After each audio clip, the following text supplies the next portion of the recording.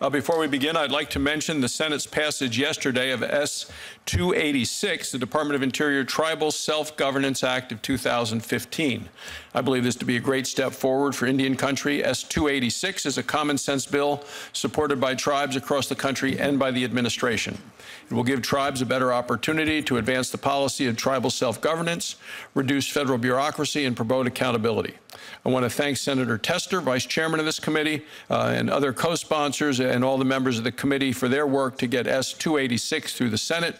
Now I call on our colleagues in the House to act quickly so that we can send this important bill to the President for signature. Today, the committee will hold an oversight hearing entitled A Path Forward, Trust Modernization and Reform for Indian Lands.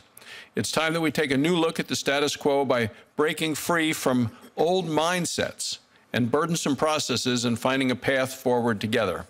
For far too long, Indian lands have been tied up in bureaucratic red tape that hinders tribes' sovereignty over their land and ability to lead their people into a prosperous 21st century. It's time to reform the outdated rules and regulations that are tying the hands of tribes striving for greater respect, independence, and success. Outdated Indian land policies must be modernized to encourage local cooperation, economic development, and freedom from excessive federal intervention for the betterment of Indian country. Tribes are ready, willing, and able to direct the management of their lands and affairs. We must support those tribes working to do this so that they can actually achieve robust self-determination. It's about time for federal policy to catch up with modern times. One of those changes in policies has to do with eliminating, downsizing, or transferring duties from the Office of the Special Trustee to the Office of Assistant Secretary for Indian Affairs. It is clear that the Office of Special Trustee was never meant to be a long-term office at the Department of Interior.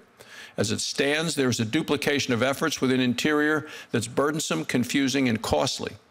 I will note that the committee invited the heads of both key offices to testify today. Yesterday, the Department of Interior decided against sending the Special Trustee, Vince Logan.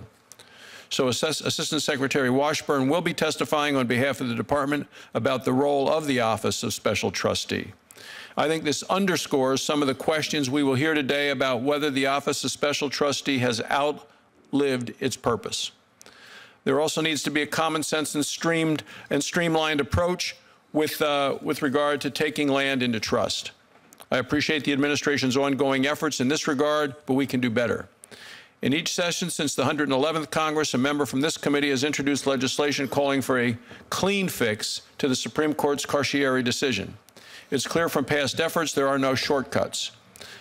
I know from the Carcieri Roundtable I hosted earlier this year that more work needs to be done to cross the finish line. I look forward to working with the committee to craft a winning solution for Indian country.